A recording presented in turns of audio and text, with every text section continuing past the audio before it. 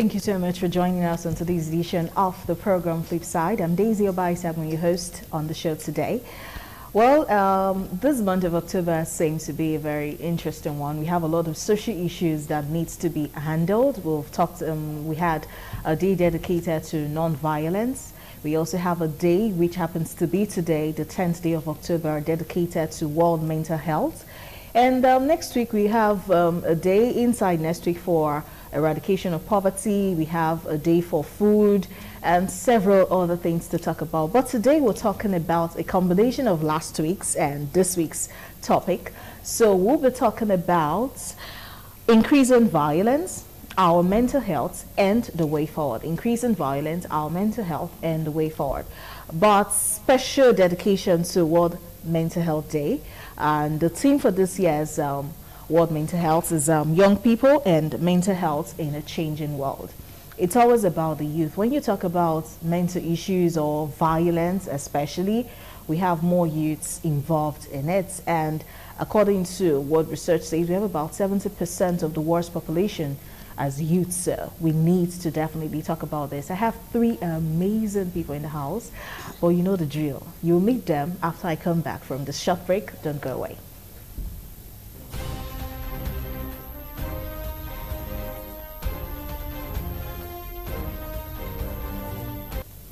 All right, of course, the program is Flipside, and you're welcome back. Let's get into the matter right now. But before we start talking about our topic for today, meet my guest. Seated right here, close to me, young man. He's this very young gentleman. Young old. Yeah, an octogenarian. I have retired Colonel Paul Ogbebo in the house today. It's good to have you. Thank you. I mean, you cannot talk about violence without having a security operative or a retired one in the house. So you're welcome. And next to her is a first timer on Flipside, and definitely it won't be a last time. I like women. I have Dr. Tokbe Jegede in the house. She's a consultant psychiatrist. Today is actually their day. Today is World Mental Health Day, so welcome to the show today. Okay, and we have a human rights activist that you've seen a couple of times on Flipside before. I have Comrade Kelly Usumbo. He's actually the founder, CEO, or faculty of PIS. So whenever you talk PIS, you know who to hold. Just call this set of people, this set of vibrant youths, and they know what to do. So it's good to have all three of you seated here today. Thank you very much. So I think I'm going to start with you, Dr. Tokme, Dr. Jegede. Which one should I pick? Okay, Dr. Tokme. It is since today is World Mental Health Day. What ways are you even celebrating this World Mental Health Day? Well, I'm from the Federal New Psychiatric Hospital in Benin City here. And we've had a road show this afternoon, morning/afternoon. Okay. We had a road show to New Benin Market because the topic is actually talking about young people and mental health in a changing world. So we are going to look at the people. We want to hit the target age of 14 to 24, and not only those that are educated. So that's why we actually went to New Benin to do the awareness campaign. Yesterday we were at one of the secondary schools in Benin City to talk about World Mental Health Day, and today again we'll be at another school, like around 1:32. Okay. For another awareness. Oh, interesting. Secondary school. Okay, cool. Our mental health is not something to joke with, but a lot of people surprisingly know very little about mental health. But let's talk a little bit about violence right now. And it seems to be increasing by the day, and youth restiveness, especially. We have kidnapping, in fact, it's a job for people now. We have another industry, the Yao industry. So we have the locator Yao boys, and then we have the Yao plus. And then we've moved beyond that. We have the herdsmen issues. We have Boko Haram. We have militancy. We have all sorts of violent issues coming up every day. So I want to really understand why it seems to be increasing, and governments seem to be trying so much to stop it, but the more they push, the more it seems not to be working. So I would start with you, Comrade Kelly, Faculty of Peace. Okay. The reason for violence all over the world, as a result, if you are there in our program, if I don't know, sir. So, and doctor, I salute you. So, being a pan, doctor, I'm just a nurse, so you are trying to intimidate me, but I will still try. So, the reason for violence all over the world, increasing most, especially in the Middle East and Africa, is that government don't listen to people. You know, every issue that is up to crisis all over the world start from just a main conversation between two persons. And when these two persons disagree, then it increases to like maybe about 5 or 6 persons like that. You know, people will now exploit religious angle of it, look at the ethnic side of it, look at the economic side of it. And to also surprise you, there are people who benefit from violence. So you should also know that people benefit a lot from violence. You know, the weapon issue, selling, armory. Their country without violence in part of the world, they cannot. Their GDP will suffer. So there are so many factors you may put into consideration. But what look over the years, my advocacy have been that we should try to listen to one another when issue is coming up, even in the family circle.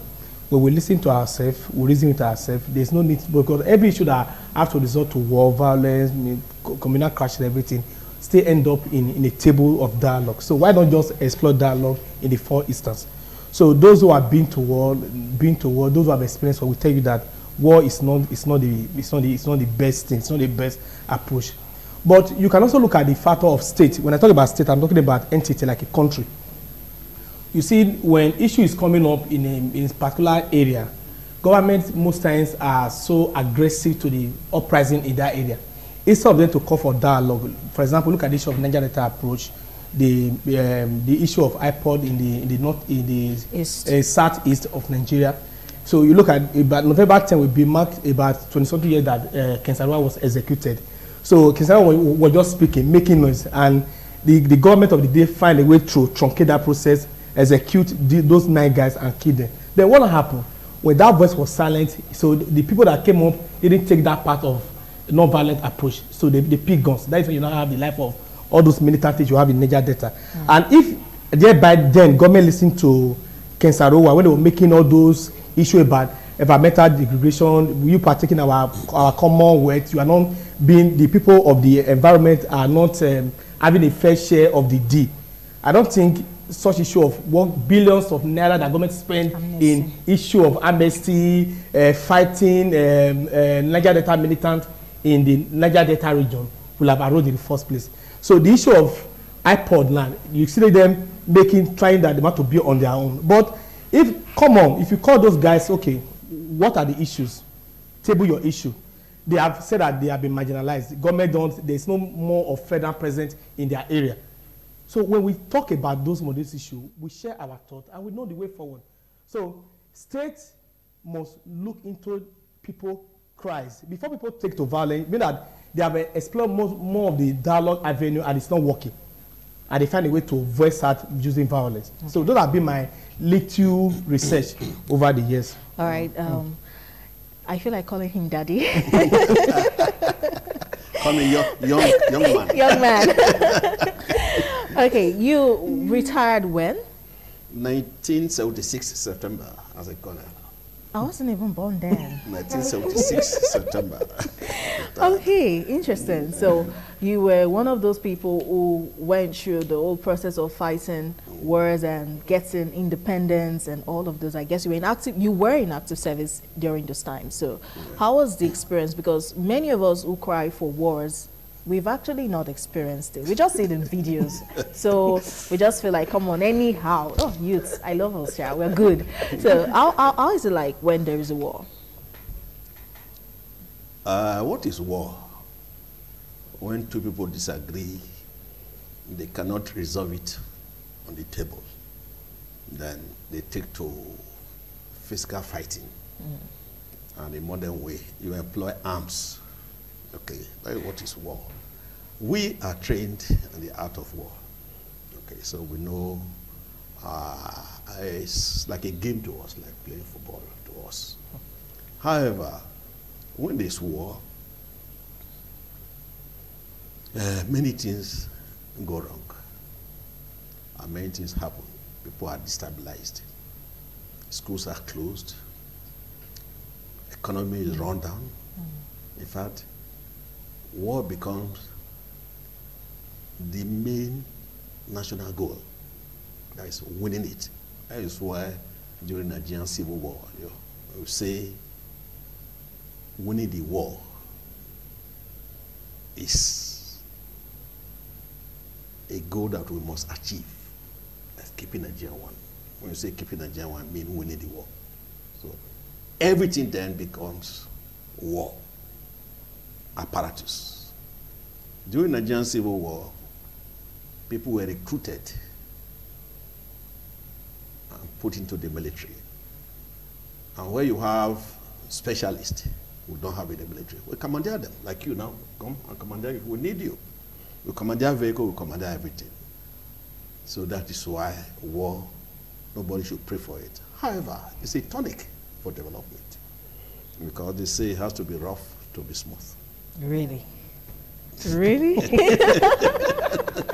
I don't see how war is going to bring about development.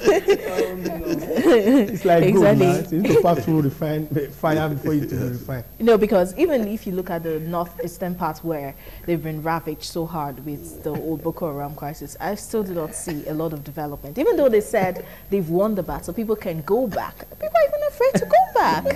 The trauma. Yes. The trauma and the pain. And you are talking of immediate.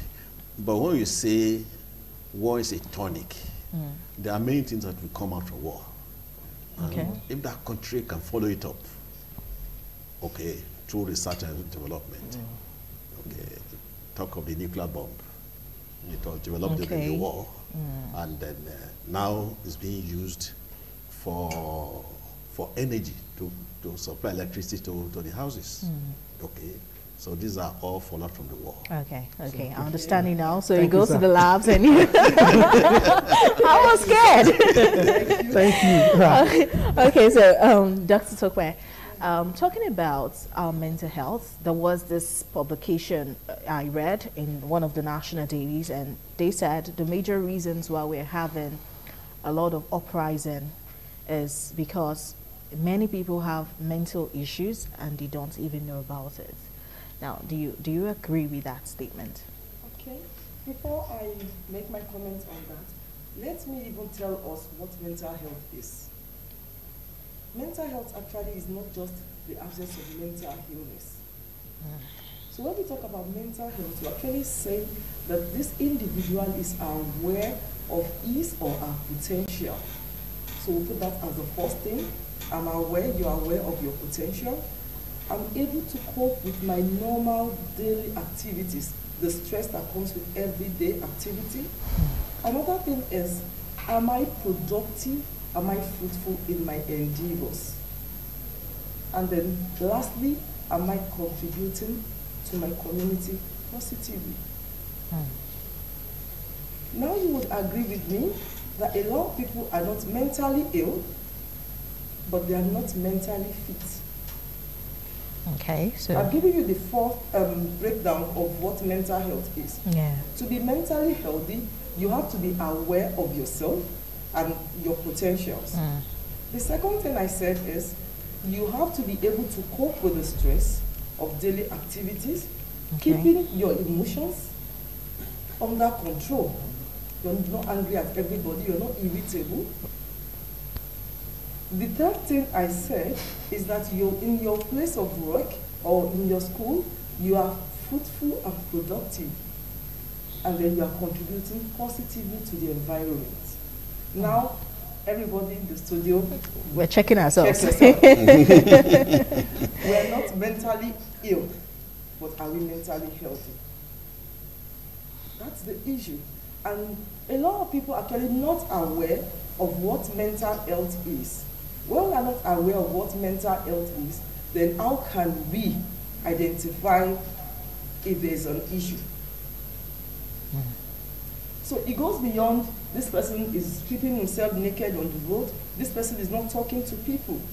And that is why this year we're advocating mental health, emphasizing peaceful living among youth, Because, and don't forget the topic is also saying among young people, which is the age of 14 to 24. The WHO publication has it that by age 14, 50% of people have developed mental illness already.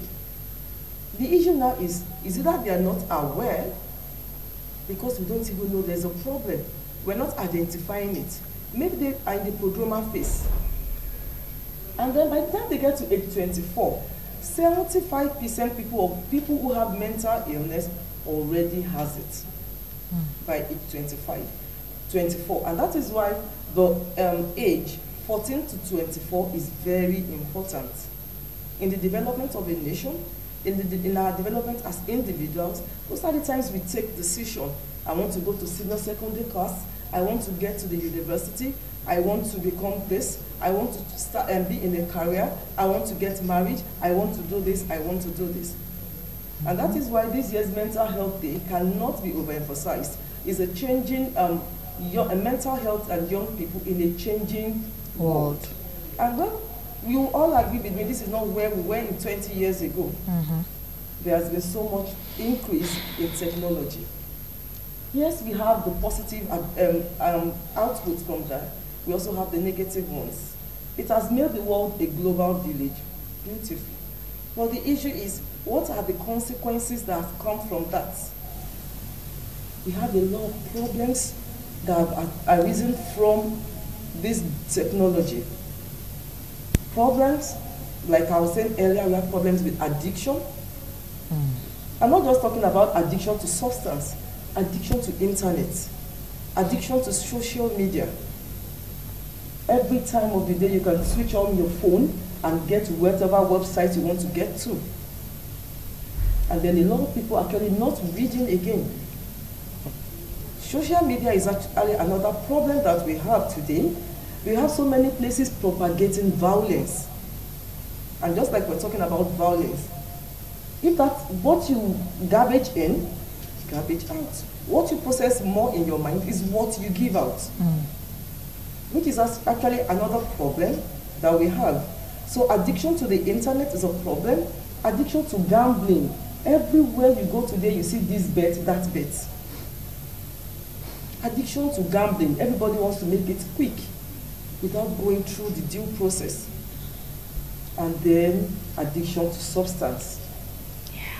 You have addiction to marijuana. You have addiction to cocaine. Even to the prescription drugs now. You have tramadol addiction. And it's so terrible. You have codeine addiction. When we're talking about violence, mental health, people will wonder, are they related? Of course, yes. An individual who is not able to assert himself would end up in violence. So most of the times you have problems, you must be fit mentally. What we're actually doing this year is, we want people to be aware of their mental health. Know what mental health entails. Then you also want to tell them, we want to start building resilience in our children. We want to build resilience in them, that it doesn't matter the situation, you must cope. Because one of the things that actually make people fall ill is when they are not able to cope with the stresses of life. Yet they get to the breaking point, and then you have problems. Another very important thing we want to do now is reduce stigma and discrimination. Okay, I'll hold you there. All right, now, Comrade Kelly, Faculty of Peace, you'll talk about peace, and you had a program recently that was dedicated to all of these peace issues, and you related it from culture to education, from all angles. Fantastic one, by the way. But now I'm beginning to, some people had this opinion. We had the video on YouTube and then we got feedbacks and all that, and they said the major reason why we have less peaceful coexistence amongst us while youths are more violent might not necessarily be about their addictions and mental instability or drug abuse and all of those things, but it's because there's an increase in churches and mosques. Now that one got to me, I'm like, seriously? And they said to serve violence, you need to increase industries and factories, not churches and mosques. But I know I cannot speak for Islam, but I can speak for Christianity. It talks a whole lot about peace. So how would you react to that statement that the increase in churches and mosques is a major reason why we're having more youth restiveness? Okay. When you see that we have been spending so much on peace, and generally people don't accept even what we are doing. What peace? What is he talking about? Attack government.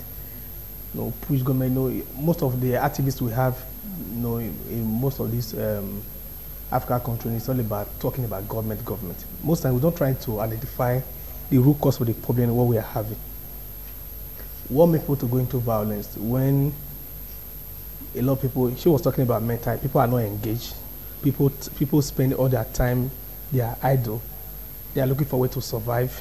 So when people are not engaged, and there is no proper upbringing for you to have this resilience to bear things, grow in it, grow and manage things till you become stable.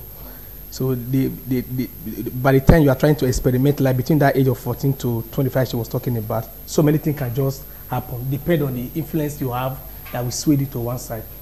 So those who say that churches and mosques are increasing, so they may be correct, because when I will say I'm a product of a well Christian background. So part of the thing that I become in life was from my religious perspective. So when you mix that with, I have something that I'm doing, so I have a good moral upbringing, I'm spiritually I'm sound, I may be okay. But if any of these one is missing within the two, there's bound to be an issue.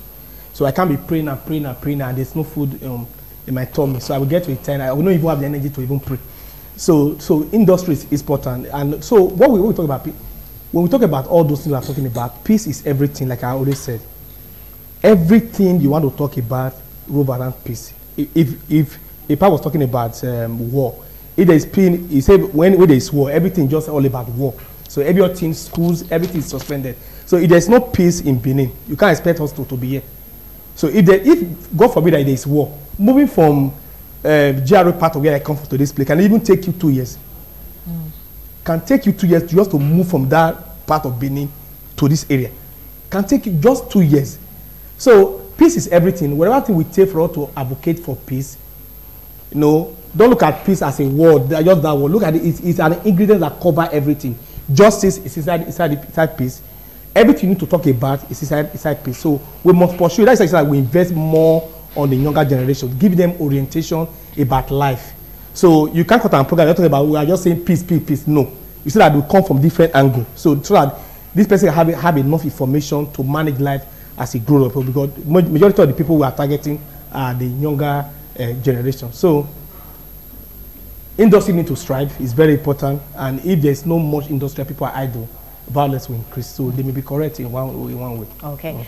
Now, for those who do not know, that retired colonel is also a chief, a title chief in Benin. So he's going to be telling us when we come back from this break how we can even coexist peacefully with our very many cultural beliefs and many tribes in Nigeria. Is it ever going to be possible to live peacefully with our many tribes, even though we are all mentally stable and we are just okay up there?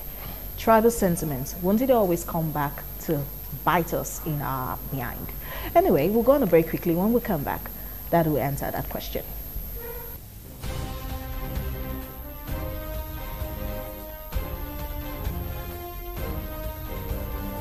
The program is Flipside, and Daisy Obaisagwon. I have retired Colonel Paul Ogbebo, I have Dr. Tokbe Jegede, and I have Comrade Kelly Osumbo in the house. Together we're talking about increasing violence, our mental health, and the way forward.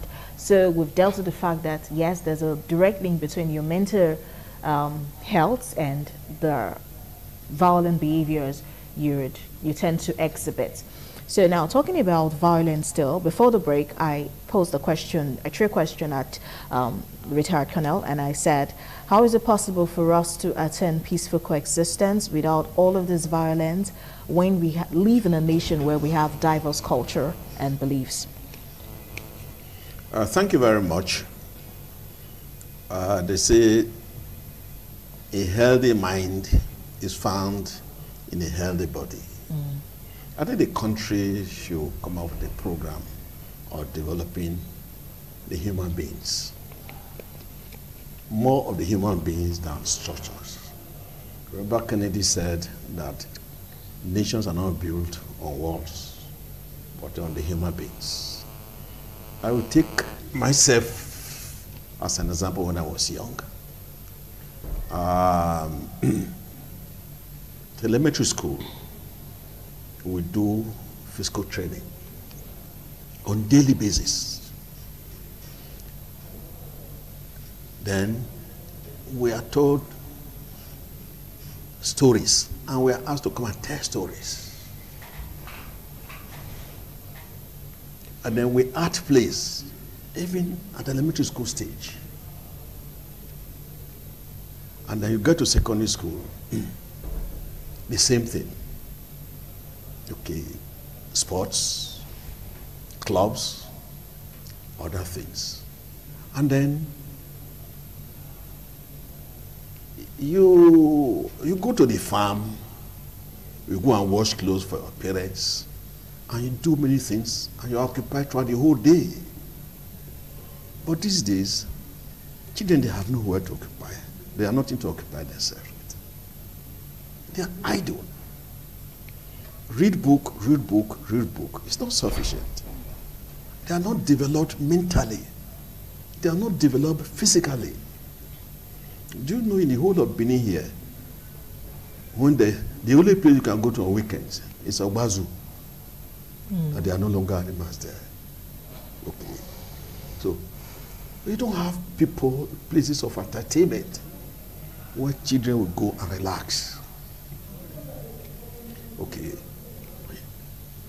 Up till now in overseas, children will go on picnic. They will travel out. Okay.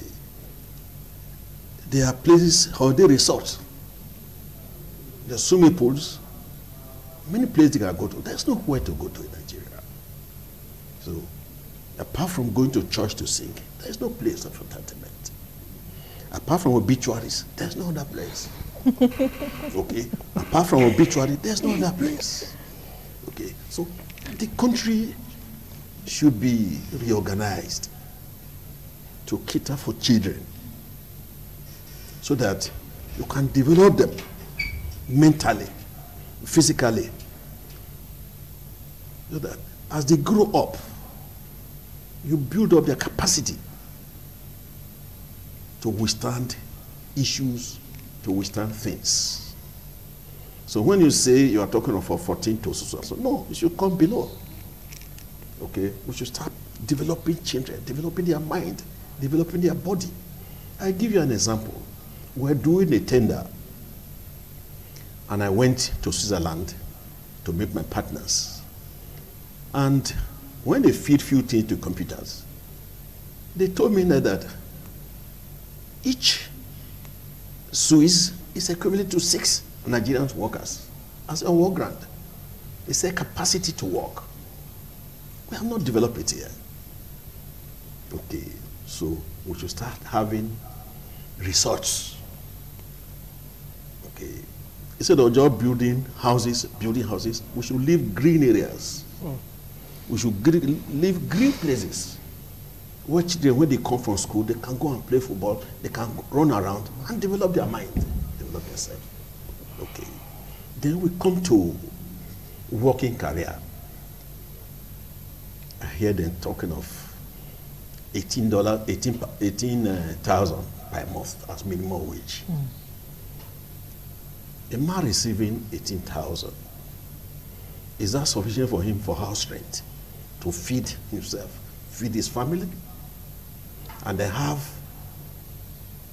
some savings to be able to go on vacation?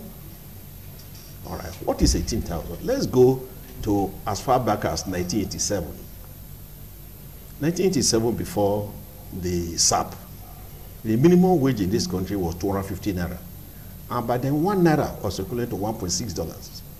So if you multiply $1.6 by 250, you are talking $400. Okay, that was the minimum wage in this country. Okay. Those days, every worker can feed himself with less than half of his salary. Okay, he can afford to save and build a house.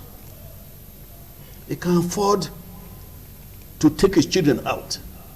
But now, all your money go, it's not even sufficient for you to feed. Okay, so if the home is not all right, how can you bring up the children properly? How can you be happy? When people are not happy, it's a mental illness. Okay, so there's no reason why, if we're earning, if minimum wage in 1987 were $400, why can't we still earn that $400 today? If since 1987 there not be any review of salary, so that people can live comfortably. These days, people earn slave wage, and so they're able to manage their life. And when the parents are stressed, it affects the children. Okay, so it's a carryover. Okay. And the other thing is about distribution of wealth in this country. You find that where there's poor distribution of wealth, there's always violence, there's always problem.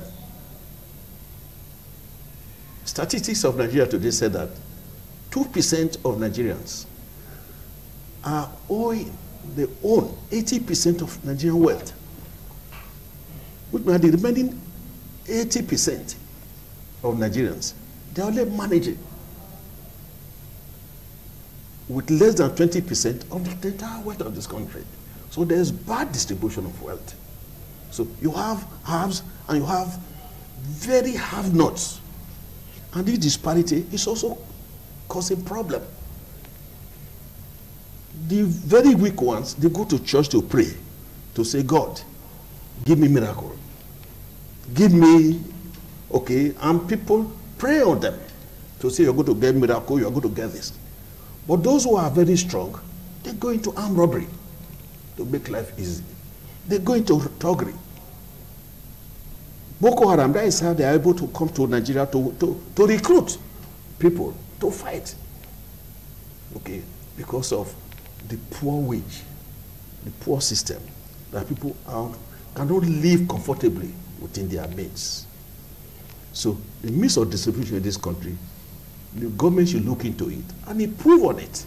Okay. So that at least we should start getting into an egalitarian society where everybody can have 3 meals comfortably, where everybody can have a house to stay on, where there will be means of transport, where you can go to hospital without stress, where you can get education without stress.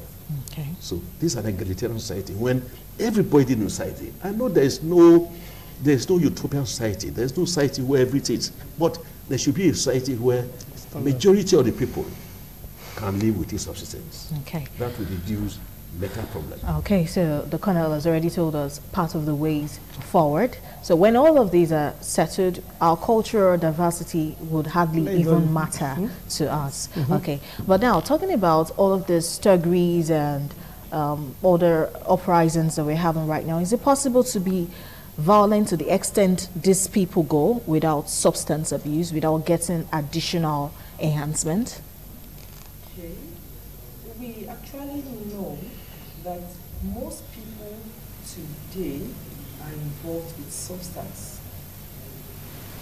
Even on our campuses, you see them carrying bottles of Coke or Bijou milk because something is inside. It's that they've had pudding, and there's also with all sorts of names. Marijuana. People don't even smoke it again; they chew it. Yes, a lot of things, and it's not even just the marijuana thing that makes people high. People go on volatile substances too, sniffing nail polish, soakeaways, and the likes. So there are so many things that these people sniff that make them high. It's not easy, it's not comfortable for you to look at your fellow human being and shoot. Most people are high on cheap substances. They're actually very cheap. 50 naira weed, some people would take it like twice. For those who are just beginning, 50 naira weed. So it's quite cheap. And if you don't even have money for it, somebody volunteers to buy it. Yeah.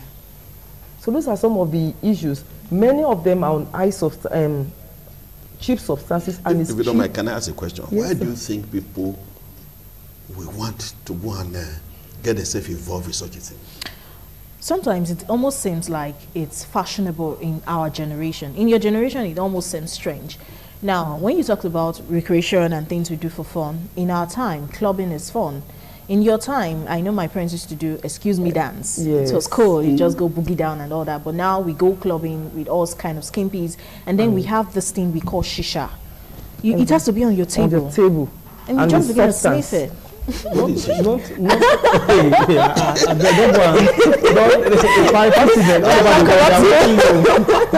they are watching you. I think what I think I will not. No, the question I've asked: why do you think that any human being that's what I want to go okay. into such a thing? Influence. The situation. Not always influence. Poverty is part Situation. of it. No, it's the common factor. It's a common situation in that country where there's a near egalitarian society. Is reduced.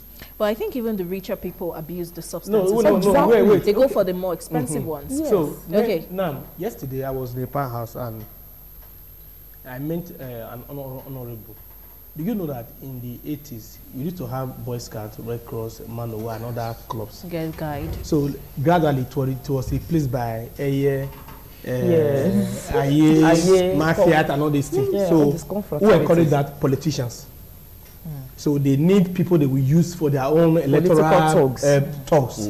So gradually those clubs died naturally. So before, a child that grows up, like what the Paul said, that who doesn't have the good parental upbringing, you go into the society, and some of these clubs absorb the children and train them to become useful in the society. So later, even when you grow up, you know, if you were there in our program, you heard Pastor Phil saying that when you manage to take care of your children to up to like about 16, 17, when they get to the university, they turn to something else. So quickly, if the richer class or the political class, they know what to do, but they don't just want how to go about it. Why do you feel that? I was in PS some few days ago. We were in a citizen and leadership camp. The facility there is completely damaged. So it was built by the government to take care of people who are growing up. So if all these clubs need to come back, people need to invest more on capacity building. Talking about let's just project excellence. It will cost money, but it will make our future better. And last, let me say for those who feel that they are rich, who hold their money so tight and invest more on their children, your children become a danger species. Yeah. When you do all this in your neighborhood, you are playing big man, you ride on big cars, tinted, you invest millions of dollars on one of your children. That if you talk about distribution of wealth, you hold this money, you don't want to distribute to other person. When they grow up, they will meet up a child of that poor woman, poor widow, who is suffering. And that guy is unable to make it. God help you, we take to harm, and if you go after these things. That is why they say that when the hunger is too much, the poor will feed on the rich. So you can, it's like a law of gravity. You cannot change it. All right. Now, you've given your way forward. Daddy has already said it's too, so I'll just give the doctor a last chance to have a last say on way today. Forward, charity begins at home. Parents, one of the things we're advocating is be good examples. When there's promotion of mental health, even within the home, you train up your child from the home. He knows how to do well in school.